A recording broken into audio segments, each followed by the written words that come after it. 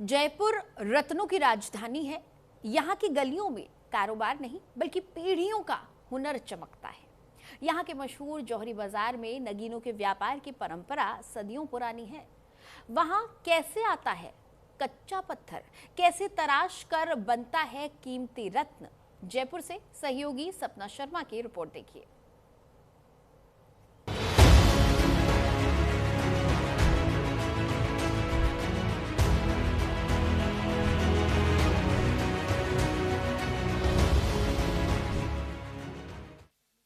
जयपुर एक ऐसा शहर है जहां रंग केवल दीवारों में नहीं नजर आते, बल्कि इतिहास के पन्नों पर भी धड़कते हुए दिखते हैं रंग। मैं इस समय खड़ी हूं जयपुर के जौहरी बाजार में। ये बाजार राजस्थान की अर्थव्यवस्था का एक महत्वपूर्ण हिस्सा रहा है।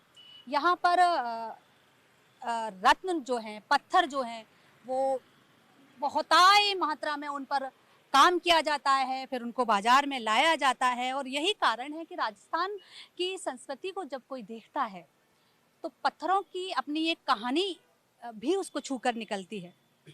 कहा जाता है पुराने समय में महाराजा सवाई जयसिंह जो थे, उन्होंने जब गुलाबी नगरी की नींव रखी, उस समय न केवल पत्थरों की नींव रखी बल्कि तराशे हुए पत्थरों को भी बाजार में वो लेकर आए, ताकि राजस्थान की जो संस्कृति है वो समृद्ध नजर आए। और पूरा विश्व राजस्थान की संस्कृति को जब देखता है तो इस बाजार में आता है। इस बाजार में जब आता है तो यहाँ के जो गहने हैं, पत्थर, तराशे हुए पत्थर हैं, उनको भी देखता है। उन्हीं पत्थरों की कहानी मैं आप तक पहुँचाना चाहती हूँ।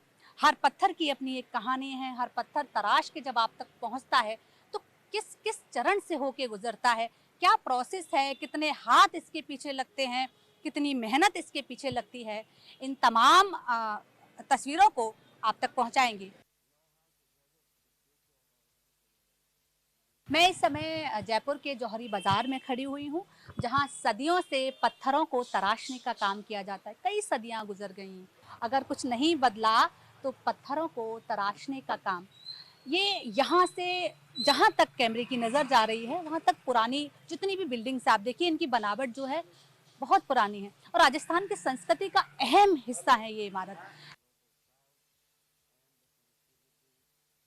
कब से काम कर रही है? मेरे को कम से कम 30-35 साल हो गए। 30-35 साल हो गए? 30-35 साल हो गए मेरे को तो।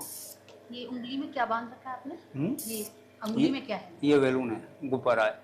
इससे क्या चुटकी घिसती नहीं है। अच्छा। अपन जो पकड़ता है ना ये साथ, तो ये ब्लड निकलता है, गिर जाता है। इसके अंदर जैसे एब वगैरह आते हैं, ये एब घिसा के फिर बनाना पड़ता है। ये अभी मतलब ये तैयार पत्थर नहीं, अभी ये तैयार नहीं है, कच्चा है। तो ये तोड़ा हुआ है आपने? ये वहीं से ही आता है। इसका कोई शेप नहीं है अभी ना? अभी कोई शेप नहीं है, अनशेप है। ये शेप ये है इसका गोल। ये अभी इसका कोई शेप नहीं है ना? और अभी कोई शेप नहीं है। ये वाला शेप का है? ये शेप वाला है, ये बिना शेप का है। ये बिना शेप का, मतलब इसकी कोई आकृति नहीं है। और जब इसको घिसा जाता है गोल हो जाता है, एकदम मोती की तरह। इसके बाद इसका अभी और प्रोसेस है। इस पर तैयारी होगी। इस पर अभी और तैयारी होगी। इस पर तैयार होगा, फिर इसके अंदर छेद होगा, फिर जाके लाइन बनती है। जैसे ये शेड है ना, ये अशोर होता है। ये सब चीज अलग अलग शेड के प्रॉपर्ली आता है। ये नजर का खेल है। अच्छा, जिसको इसकी पहचान होगी बस वही समझ पाएगा।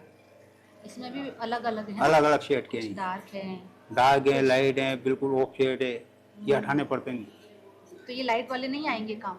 लाइट वाले भी लाइट में आएंगे, डार्क वाले। अच्छा, आपको ये अलग अलग करना होता है कि एक शेड का एक तरफ और एक शेड का एक तरफ, यही कहते हैं? अलग शेड के बनते हैं। एक प्रॉपर्ली शेड कलर बनता है।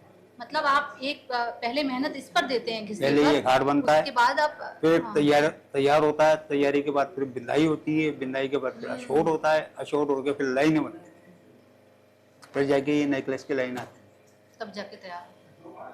बहुत मेहनत। देखो मैं नेकलेस की लाइन में भी दिखाऊं। हाँ जी। अच्छा, ये बताइए, आप तो बहुत समय हो गया ना, पहले जब मशीन से नहीं होता था, पहले कबाने होते थे जिंदरे पे। अच्छा, चुटकी के ऊपर कबाने से। अब राहत मिल गई है, मशीनें आ गई है तो मैं कुछ भी देख लो, इससे थोड़ा सा प्रोडक्शन फास्ट हो जाता है, इससे प्रोडक्शन थोड़ा स्लो होता है। वो पहले हाथ से चलाना पड़ता था, हाथ से घिसना पड़ता था, कबाना होता था एक लकड़ी वाला, लकड़ी का ठिया होता था, उसको पसान लगा के बेलन लगा के इससे पड़ी काम होता था।